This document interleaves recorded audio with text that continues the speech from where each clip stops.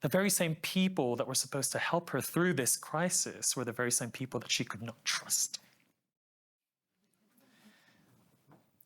Growing up, we never really talked about mental health in my family.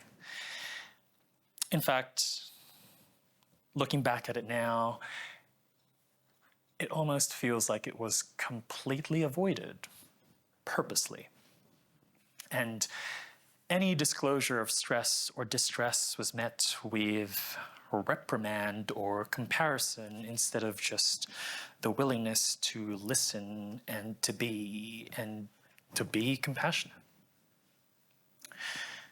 And so what that instilled in me as a young person was that it was better to hold everything in than to deal with it appropriately. And this inability to describe and communicate my internal world turned out to be particularly difficult for little 18-year-old me. It was May of 2017 when the symphony of heightened emotion and distress and anxiety finally exploded into an ugly and terrible sound. And there was one voice that cut through all the rest of that noise, which told me it was easier to die than to keep moving forward. And in May of 2017, that one night, that one unassuming night, that was the first time that I attempted suicide. I would go on to attempt suicide 2 more times shortly after before I was finally rescued. You see, this symphony had many discordant harmonies overlapping on top of one another, which compounded to the intensity of the situation. Now, the first of which was the immediate environment that I was in. You see, I tend to take a lot of things on. And so what that looked like for me when I was 18 was trying to achieve highly in university. It was the vicarious trauma from my part-time job. It was the part-time job while full-time study, which meant that I was sleeping on average 2 hours per night. It was the tumultuous romantic relationship at the time. It was my tumultuous relationship with my family. It was me trying to find myself, having just entered young adulthood, thrusted into this world, trying to find my identity. It was just a lot for little 18-year-old me. Now, the second discordant harmony in this symphony was my inability to talk about my internal world as a result of my upbringing. And what this meant is that all of the things that we typically try to teach our young people, the trying to identify our emotions, trying to identify where those emotions sat, trying to identify the negative automatic thoughts that come in our brain telling us that we're not good enough, we don't belong in this world. I was unable to deconstruct any of that and question it. And I also didn't know how to ask for help. Now, the third discordant harmony in the symphony was the fact that the people immediately around me who were supposed to be the same people that I turned to for help also did not have the language to understand anything about mental health. In fact, they tried to avoid it. And even if I did have the language to ask for help, I probably would have been met with nothing but reprimand. Now, if we go back to the beginning of that story and really tease apart these harmonies, and we look at every single intonation, every instrument, every change in beats per minute or whatever it may be, you would then try to find all the things that went wrong. And for those of us in suicide prevention research, clinical practice, or policy making, you could even try to map this out in the various frameworks of suicide that exist to try to explain why it happens. Now, for me, it happened in 2 parts, the first of which are the external factors, right? There was the immediate environment which I was trapped in. It was the trying to achieve highly in university. It was the vicarious trauma from my part-time job. It was my tumultuous romantic relationship at the time. It was the traumatic relationship with my family. There's a lot going on, wasn't there? Now, from the event that has caused this distress, this angst, then comes the inability to escape, entrapment. I mean, how could I have escaped? I didn't even know how to ask for help. I did not have the language to understand my internal world, and so I was swimming in this pool of noise that was telling me that it was easier to die than to keep moving forward. And you see, for those of us, including myself now, here in 2025, we might have the privilege to look back at my experience and say, hey, why couldn't you just let all of that go? Let go of the expectations you put on yourself academically. Let go of the part-time job. Let go of those rocky relationships. But the thing is, those very same things that I found distressing at the time were also the very same things that were tethering me to this world. They were the very same things that gave me meaning and understanding and identity. I didn't know anything else.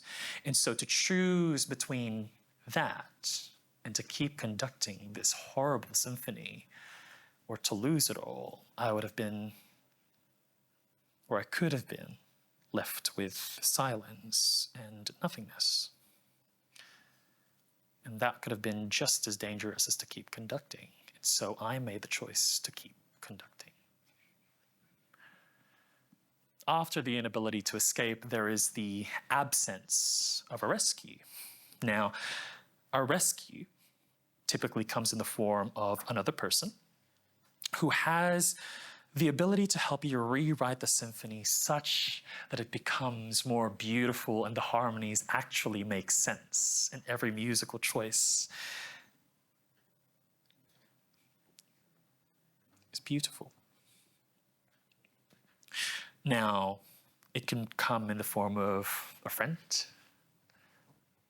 a family member, a parent, if you trust them enough to disclose any of this. It could be a GP.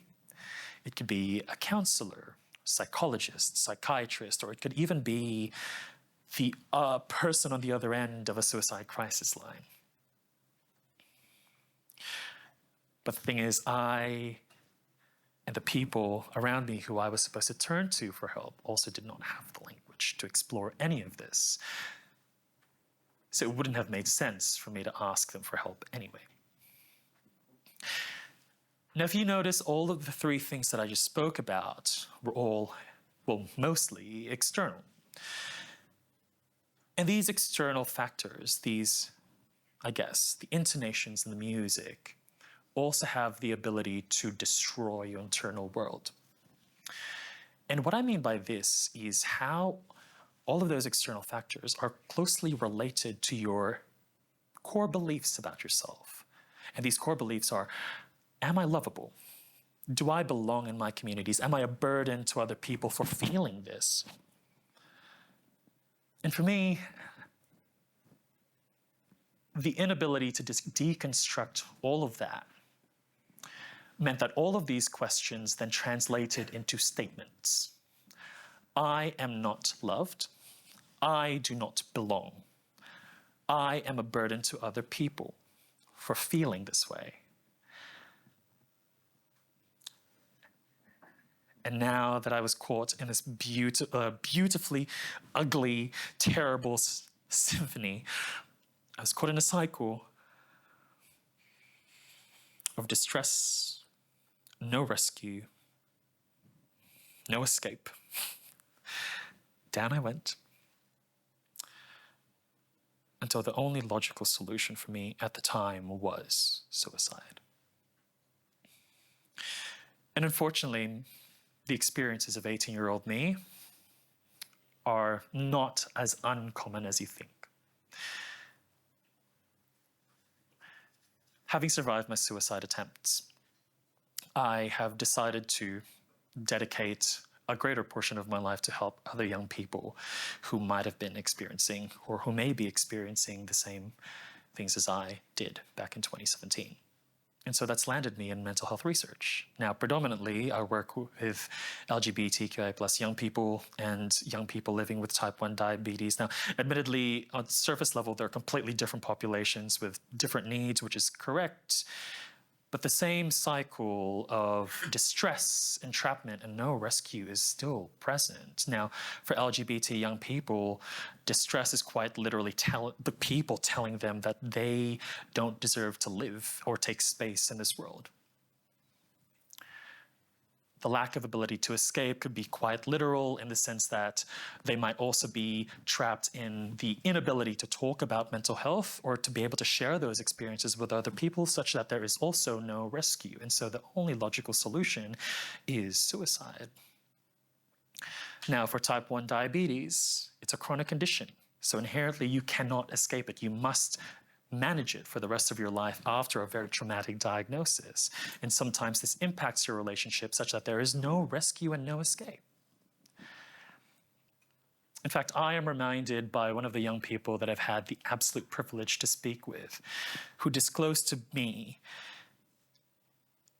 that they had spoken to me about their suicide, but not with their parents or their clinical care team.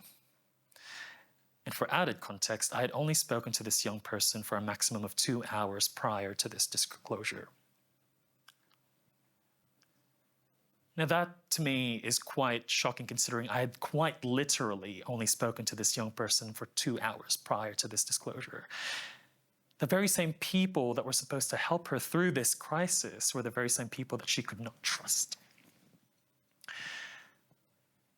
So, the distressing situation, the entrapment, and the no rescue left them with no choice but to think, ponder about suicide. There was no rescue. No rescue is a funny thing. As I mentioned before, it wasn't until later on in the piece that I was finally rescued. And it wasn't until the members of my audience finally walked onto the stage, grabbed my hand, took the baton from my hand,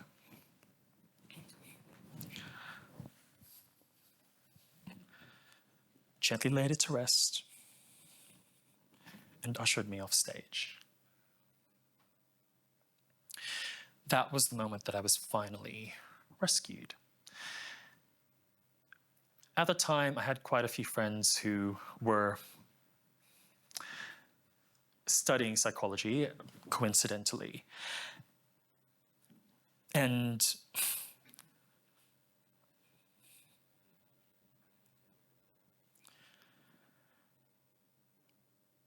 all they had to do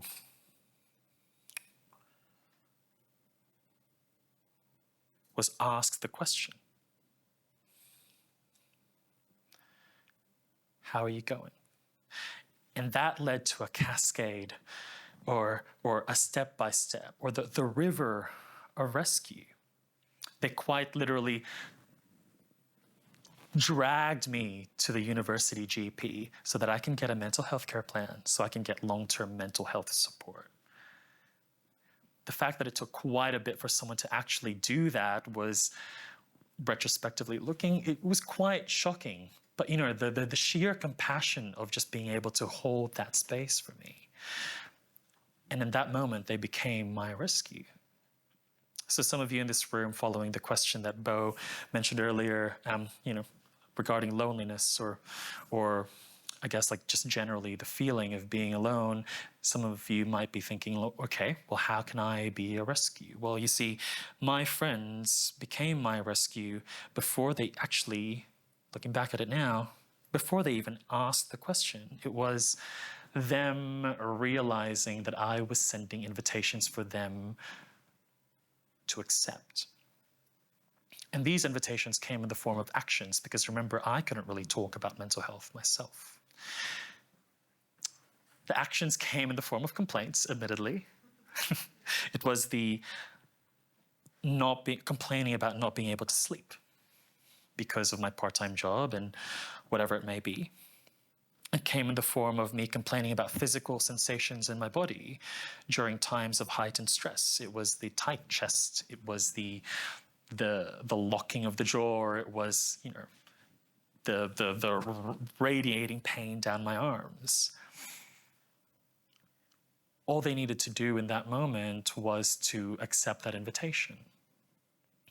And once you accept the invitation, then comes asking, which is the pivotal moment in my story. It was them asking, hey, I noticed that you've been complaining about the fact that you haven't slept for a while, or I've noticed you've been complaining about physical sensations. Is there anything keeping you up? How are you? It was them being able to ask the question, hold the space, and let me be, let me respond, and let me fill that space. The sheer compassion of that, something that my family couldn't even do at the very beginning of my story. Now, the caveat here is that eventually, if the topic of suicide comes up, I realize that it might incite fear in some of you, being the person who would receive that disclosure. But here's the thing about asking about suicide. It is a win-win situation.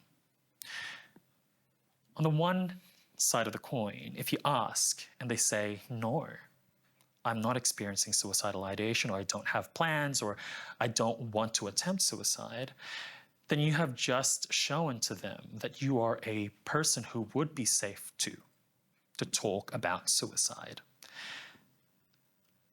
It could also just broaden the conversation surrounding mental health because you have disclosed yourself as a person to be able to safely talk to about this. Now, on the flip side of the coin, if you ask about suicide and they say yes, then you're able to become that person's rescue in that moment. You were able to go through the steps of suicide prevention first aid or whatever it may be, but you get to be the person to connect them to a person who may be more qualified. And even that is still powerful. Regardless of which way the coin lands, you are someone's rescue.